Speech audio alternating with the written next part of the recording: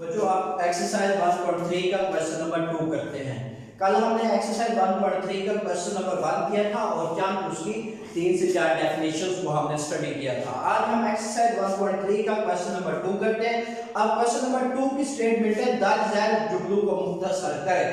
दर्ज झैल जुमलों को मुख्तसर करें। अब जुमले दिए हुए हैं हमें, अब हमने इन जुमलों को मुख्तसर करना है। अब मुख्तसर किस तरह करना है आपने, अब इसके मेरे ख्याल है 5-6 पार्ट है, 2 से 3 पार्ट में आपको खुद समझाऊंगा, बाकी आपने खुद करना है। सबसे पहले हम सेकंड पार्ट इसका देखते हैं। सेकंड पार्ट क्या है, 450 under root plus 200 under root plus क्या है 50 अंडर रूट। अब इन क्वेश्चन को आपने किस तरह करना होता है, आपने कोशिश करनी है जो जज़र के अंदर रकम हो, अंडर रूट के अंदर जो रकम हो उसकी आपने तज्जीह करनी है, उसकी फैक्टराइजेशन करनी है। किस तरह फैक्टराइजेशन करनी है, जो जज़र के बाहर रकम हो उसको आपने कुछ भी नहीं करना, वो वैसे ही आपने लिखनी है।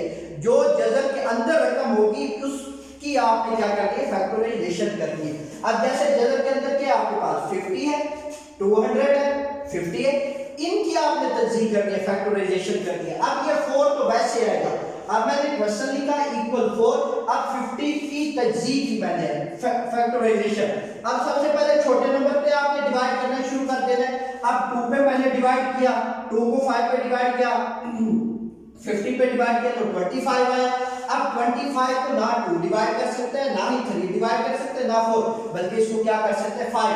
अब 5 को 25 पे डिवाइड किया 5 आया, 5 को फिर 5 पे डिवाइड किया तो क्या आया 1। इसी तरह 50 की फैक्टराइजेशन क्या हो गई मेरे पास, equal 4 2 multiply 5 under root plus अब 200 की मैंने फैक्टराइजेशन की, 200 की फैक्टराइजेशन की, 2 को 200 पे डिवाइड किया 100 आया, फिर 2 को 100 पे डिवाइड किया 50 आया, फिर 2 को 50 पे डिवाइड किया क्या आया 25 आया, फिर 5 को 25 पे डिवाइड किया 5 आया, फिर 5 को 5 पे डिवाइड किया तो क्या आया आपके पास 1 आया। इस तरह आपने 200 की फैक्टराइजेशन कर ली, वो आपके पास क्या है 2 मल्टीप्लाई 2 मल्टीप्लाई 2 मल्टीप्लाई 5 मल्टीप्लाई 5। जो भी फैक्टराइजेशन है, किसी भी नंबर की फैक्टराइजेशन आप करो, जो भी फैक्टराइजेशन है उसको आपने वैसे ही जज़र के अंदर लिख देना है। प्लस 50 की फैक्टराइजेशन की पीछे आपने किए फैक्टराइजेशन, वो मैंने लिख दी 2 मल्टीप्लाई 5 मल्टीप्लाई 5 इक्वल 4 लिख दिया। अब 2 मल्टीप्लाई 5 का स्क्वायर मैंने लिख दिया। अब ये मैंने लिखा है 5 मल्टीप्लाई 5 इक्वल मैंने लिख दिया 5 का स्क्वायर। ये कैसे आया, अब हम कुव्वत के कवानीन पे चलते हैं। x मल्टीप्लाई x इक्वल हम x स्क्वायर लिख सकते हैं। किस तरह लिखते हैं, कुव्वत की कवानीन ये कहते हैं अगर एहसास एक जैसा हो, एहसास को एक दफा लिखना है, उनकी पावर को क्या कर देना प्लस, जिसकी पावर हो उसकी पावर क्या आ जाती है 1 1 प्लस 1 तो क्या आ जाएगा x का क्या आ जाएगा स्क्वायर आ जाएगा। इसी तरह ये जो 5 है, ये वाला 5 और ये वाला 5 ये एज बेस ट्रीट हो रहे हैं। अब ये दोनों एक जैसे हैं, अब इसको एक दफा लिखा, इनकी पावर को क्या कर दिया प्लस कर दिया, 1 प्लस 1 तो क्या आ गया 2, 5 का क्या आ गया स्क्वायर आ गया। अब 2 मल्टीप्लाई 2 ये मेरे पास है 2 मल्टीप्लाई 2 इसको मैं लिख सकता हूं 2 का क्यूब। अब मैंने इसको 2 का क्यूब क्यों नहीं लिखा, क्योंकि मुझे पता है ये जो जज़र है इसका इंडेक्स क्या है 2 है, 1/2 है इसकी पावर। तो जब मैं इसको पावर की शक्ल में लिखूंगा तो ये मेरे से पावर क्या हो जाएगी कैंसिल हो जाएगी, क्वेश्चन मेरा क्या हो जाएगा आसान हो जाएगा। इसलिए मैंने ये दो नंबर्स को मल्टीप्लाई की शक्ल में लिख दिया। 2 की पावर क्या लिख दिया 4 मल्टीप्लाई ये वाला 2 लिख दिया मल्टीप्लाई 5 मल्टीप्लाई 5 तो क्या आ गया 5 की पावर क्या आ गया 2 आ गया, प्लस 2 मल्टीप्लाई 5 मल्टीप्लाई 5 का क्या आ गया स्क्वायर आ गया।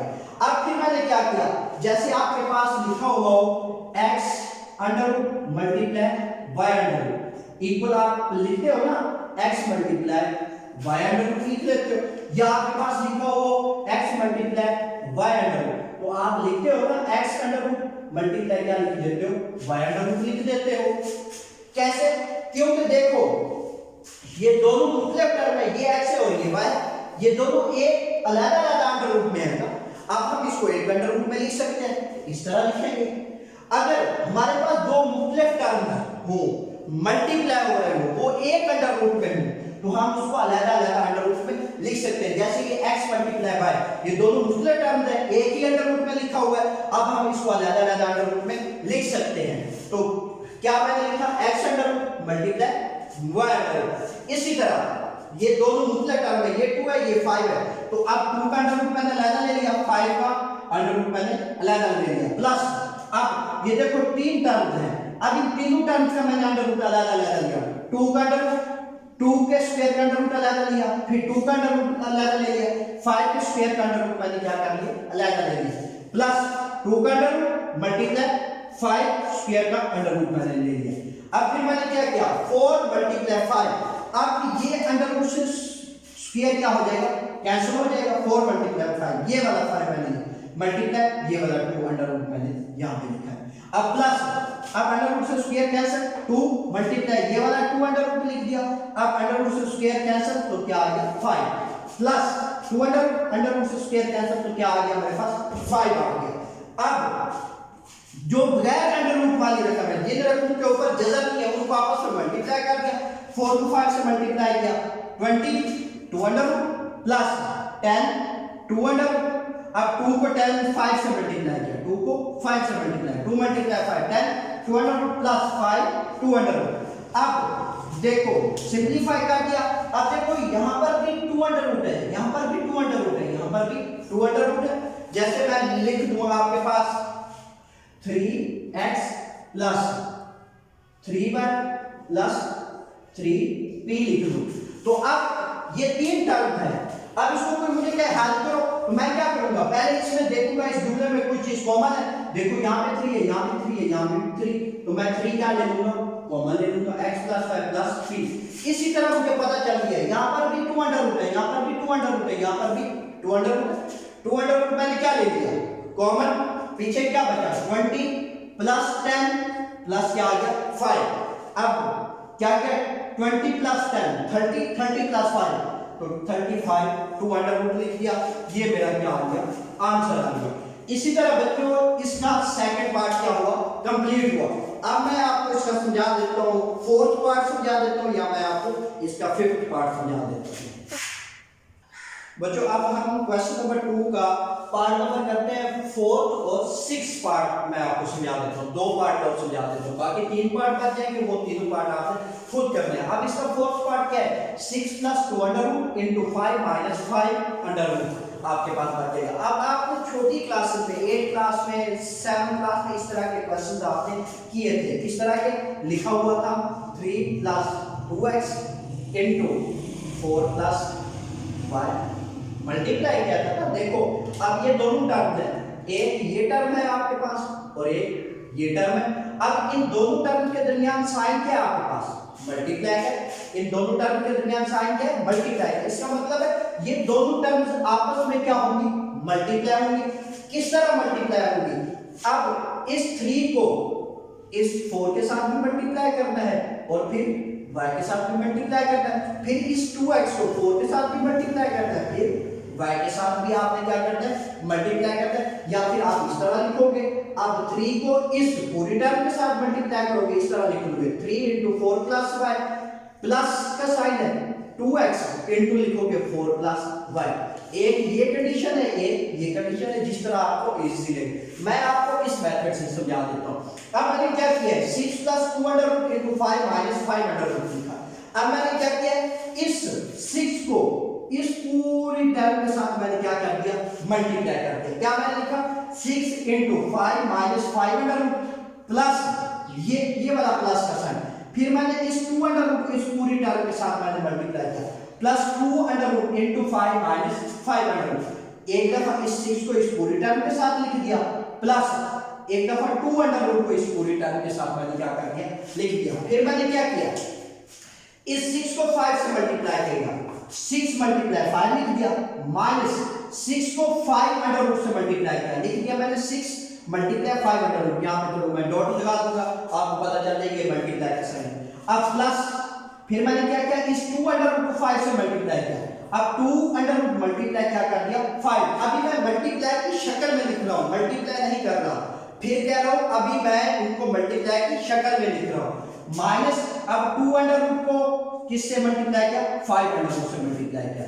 अब इनको मैंने मल्टीप्लाई करना है। अब 6 को 5 से मल्टीप्लाई किया 30 आ जाएगा, माइनस 6 मल्टीप्लाई क्या आ जाएगा 500। अब इस 6 को तो मैंने 5 से मल्टीप्लाई करके 30 लिख दिया। अब इस 6 को मैंने 5 से मल्टीप्लाई करके क्यों लिख दिया?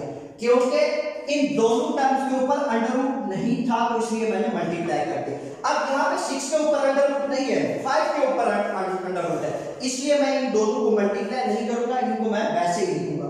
प्लस 5 2 अंडर रूट लिख दिया, माइनस अब देखो 2 under root multiply 5 under root.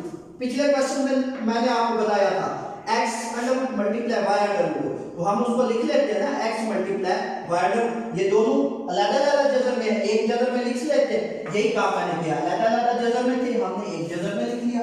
Equal क्या आ गया 30 minus 6 5 under root plus 5 2 under minus 2 को 5 से मल्टीप्लाई किया तो क्या आ गया 10 आ गया। ये मेरे पास क्या आ गया आंसर आ गया। इसके फोर्थ पार्ट का क्या आ गया मेरे पास आंसर आ गया।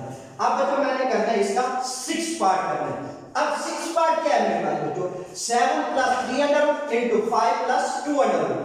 अब वैसे ही जैसे ये फोर्थ पार्ट किया है वैसे ही क्या है इसका 6 पार्ट है। अब फर्क कोई नहीं है।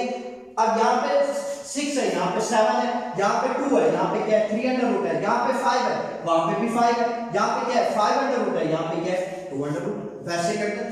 अब मैंने क्या किया इस 7 को मैंने क्या किया इस पूरी टर्म के साथ क्या कर दिया मल्टीप्लाई कर दिया, शक्ल में लिख दिया। अब इस 3 अंडर रूट को भी इस टर्म के साथ मैंने मल्टीप्लाई की शक्ल में लिख दिया।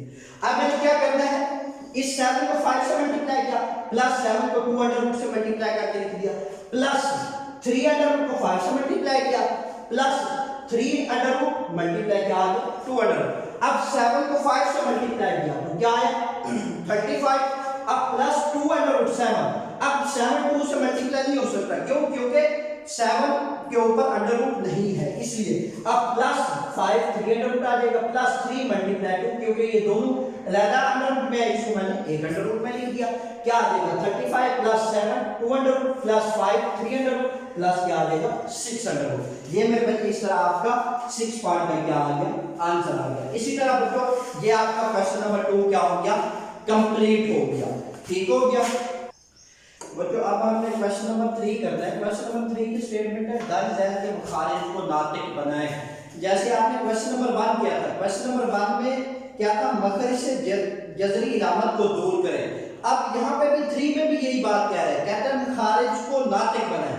जजरी इलामत जो क्वेश्चन नंबर 1 था उसमें भी हमने जजरी इलामत को दूर किया था, तो वो नातिक ही जुमला बना था ना, तो वही काम है जो क्वेश्चन नंबर 1 में हमने किया है। वहां पे क्या था वहां पे ओवर के ऊपर भी एक टर्म थी, नीचे भी एक टर्म है। अब इसमें क्या होगा क्वेश्चन नंबर 3 में ओवर के ऊपर एक टर्म होगी, ओवर के नीचे 2 टर्म होंगी, उन दोनों टर्म्स के दरमियान साइन प्लस या माइनस का होगा, फर्क इतना सा है। अब इसमें मैं आपको क्वेश्चन नंबर 1 और जो क्वेश्चन नंबर 2 है, क्वेश्चन नंबर 3 का फर्स्ट और सेकंड पार्ट है, ये दोनों सेम है। इसमें मैं आपको सेकंड पार्ट समझा देता हूं। सेकंड पार्ट क्या है आपका 1/4 - 5 under root equal 1/4 - 5 under root multiply का साइन लगाया, ये मल्टीप्लाई का साइन लगाया। अब क्या करना है, अब एक कांसेप्ट है जिसको रैशनलाइज बोला जाता है, कॉन्जुगेट बोला जाता है। अब कॉन्जुगेट क्या होता है, कॉन्जुगेट ये होता है जैसे मैं लिख रहा हूं x + y अंडर रूट है ना, x + y अंडर रूट। अब कॉन्जुगेट इसका ये होता है अगर दो रकमें हो उनके दरमियान साइन प्लस या माइनस का हो, जब उसका हम कॉन्जुगेट लेते हैं वो साइन क्या हो जाता है चेंज हो जाता है। अगर प्लस का होगा तो माइनस हो जाएगा, अगर माइनस का होगा तो क्या हो जाएगा प्लस का। अब साइन किसका चेंज करना है, जजर वाली रकम का साइन आपने चेंज करना है। जैसे यहाँ पे जजर वाली रकम के साथ साइन क्या है प्लस का है, ये वाला प्लस किस में चेंज हो जाएगा माइनस में, और यहाँ पे जजर वाली रकम का साइन क्या है माइनस का है, ये माइनस किस में चेंज हो जाएगा प्लस में। अब कॉन्जुगेट क्या होता है, जजर वाली रकम का साइन तब्दील कर दिया जाए, अगर प्लस है तो माइनस कर दिया जाए, अगर माइनस है तो प्लस कर दिया जाए, वो क्या हो जाएगा कॉन्जुगेट। अब हमें इन क्वेश्चन को कॉन्जुगेट के मुताबिक हमें सॉल्व करना है। अब 1/4 - 5 under root equal 1/4 - 5 under root multiply. अब जो ओवर के नीचे वाली रकम होगी उसने क्या है मुखारिज को नाते बनाए, तो हमने मुखारिज वाली मखरज वाली जो डिनोमिनेटर है इस रकम का हमने क्या करना है कॉन्जुगेट लेना है। इस रकम का क्या करना है हमने कॉन्जुगेट ले लें। अब 4 - 5 का कॉन्जुगेट लो, ये 4 - 5 अंडर रूट का जब कॉन्जुगेट लोगे तो क्या आ जाएगा 4 + 5 अंडर रूट आएगा ना। जदर वाली रकम का साइन क्या करना होता है हमने चेंज, ये माइनस है प्लस हो जाएगा। अब आपने मल्टीप्लाई का साइन लगाया, ओवर लिख दिया, ओवर के ऊपर भी आपने एक दफा लिख देना है और एक दफा आपने ओवर के नीचे लिख देना है। अब ओवर के ऊपर वाली रकम को आपस में मल्टीप्लाई करना है, ओवर के नीचे वाली रकम को आपने क्या करना है आपस में मल्टीप्लाई करना है। अब 1 को इसको 4 + 5 अंडर रूट से मल्टीप्लाई करके मैंने लिख दिया। अब ओवर के नीचे वाली रकम को आपस में मल्टीप्लाई करना है, 4 - 5 अंडर रूट इनटू 4 प्लस क्या, अब ओवर के नीचे वाली रकम को आपस में मल्टीप्लाई करके लिख दिया 4 - 5 under root into 4 + 5 under root. अब देखो ये क्या है a - b इनटू क्या है a + b, a - b into a + b किसके इक्वल होता है a² माइनस क्या होता है b²। अब a की वैल्यू क्या है 4 का स्क्वायर, ये वाला फॉर्मूले वाला स्क्वायर -5 अंडर रूट होल का स्क्वायर आ जाएगा। अब 1 किसी भी रकम से मल्टीप्लाई हो तो उसके ऊपर कोई फर्क नहीं पड़ता, ये मैंने लिख दिया 4 + 5 अंडर रूट ओवर, अब 4 का स्क्वायर मैंने लिख दिया -5 अंडर रूट का स्क्वायर, अब 4 + 5 अंडर रूट ओवर 4 का स्क्वायर क्या आ जाएगा 16 माइनस अंडर रूट से क्या हो जाएगा स्क्वायर कैंसिल हो जाएगा, क्या बचेगा 5, 4 + 5 अंडर रूट ओवर क्या आ जाएगा 11। इस तरह आपका ये क्या हुआ सेकंड पार्ट क्या हुआ कंप्लीट हुआ। अब इसका बचे पार्ट नंबर मेरे ख्याल है 3rd, 5th और 7th पार्ट, ये तीनों पार्ट एक जैसे। अब इन तीनों पार्ट में से मैं आपको एक पार्ट समझा देता हूं, पार्ट नंबर 5th मैं आपको समझा देता हूं। पार्ट नंबर 5th क्या है आपके सामने 5 7 under root over 2 + 3 7 under root. अब क्या करना है आपने वैसे ही एक दफा आपने क्वेश्चंस को लिख देना है। ये देखो क्वेश्चन को मैंने वैसे लिख दिया, मल्टीप्लाई का साइन लगाना है, जो ओवर के नीचे वाली टर्म होगी, जो बटे के नीचे वाली टर्म होगी उसको आपने रैशनलाइज करना है, कॉन्जुगेट लेना है। अब 2 + 3 अंडर रूट का कॉन्जुगेट लो, 2 + 3 7 अंडर रूट का कॉन्जुगेट लो। अब ये साइन किस में चेंज हो जाएगा माइनस में 2 3 7 अंडर रूट, ये कॉन्जुगेट आ गया। अब मल्टीप्लाई करके ओवर लिखना है, एक दफा आपने इसको ओवर के ऊपर भी लिखना है, ओवर के नीचे भी लिखना है। अब क्या करना है ओवर के ऊपर वाली टर्म को आपस में मल्टीप्लाई करना है, ओवर के नीचे वाली टर्म को क्या करना है आपस में मल्टीप्लाई करना है। ये मैंने मल्टीप्लाई की शक्ल में लिख दिया 5 7 under root into 2 - 3 7 under root. अब 2 + 3 7 under root into 2 - 3 7 under root. अब 5 को 2 से 2 मल्टीप्लाई 5 × 2 × 7 अंडर रूट माइनस अब 2 × 3 × 7 मल्टीप्लाई कर रहा हूं, ठीक हो क्या। अब मैंने लिख दिया 2 + 3 7 under root into 2 - 3 7 under root लिख दिया। अब इसको इस 2 से मल्टीप्लाई कर दिया, अब इस टर्म को इससे मल्टीप्लाई करके लिख दिया। अब देखो ये आपके पास क्या है a + b into a - b, सो किसके इक्वल होता है a + b into a - b किसके इक्वल होता है a² माइनस क्या होता है b² के इक्वल होता है। अब क्या करना है आपने, अब 2 को आपने मल्टीप्लाई किया, 5 को 2 से मल्टीप्लाई किया 10 7 अंडर रूट आ गया। अब 5 को 3 से मल्टीप्लाई किया 15, अब 7 × 7 ये दोनों बेस सेम है, एक दफा लिख दिया पावर प्लस हो गई तो स्क्वायर आ गया। अब 2 का स्क्वायर क्या आ गया 4, अब माइनस अब 3 7 अंडर रूट है, अब ये वाला स्क्वायर अब 3 7 अंडर रूट इसका स्क्वायर, अब ये जो स्क्वायर है ये 3 का भी है और 7 का भी है। अब अलग-अलग मैं ले लेता हूं 3 का स्क्वायर मल्टीप्लाई 7 अंडर रूट इसका स्क्वायर। अब 3 का स्क्वायर क्या आ जाएगा 9 मल्टीप्लाई 7 का अंडर रूट स्क्वायर से कैंसिल हो गया, 7 मल्टीप्लाई क्या आ गया 9 आ गया। अब 10 7 under root minus 15 multiply 7 over 4 - 63, 9 को 7 से मल्टीप्लाई किया 63। अब 10 7 under root minus 105 over minus का क्या आ गया 59। ये बच्चे आपके पास क्या आ गया आंसर 5th पार्ट का। आज के लिए इतना ही काफी, कल बच्चे इंशाल्लाह हम क्वेश्चन नंबर 3 का पार्ट नंबर 4 और 6 एक जैसे हैं, ये दोनों पार्ट एक जैसे, इनमें से मैं आपको एक पार्ट समझा दूंगा और फिर आगे क्वेश्चन नंबर 4 5 ऑनवर्ड क्वेश्चन को क्या करेंगे हम सॉल्व करेंगे।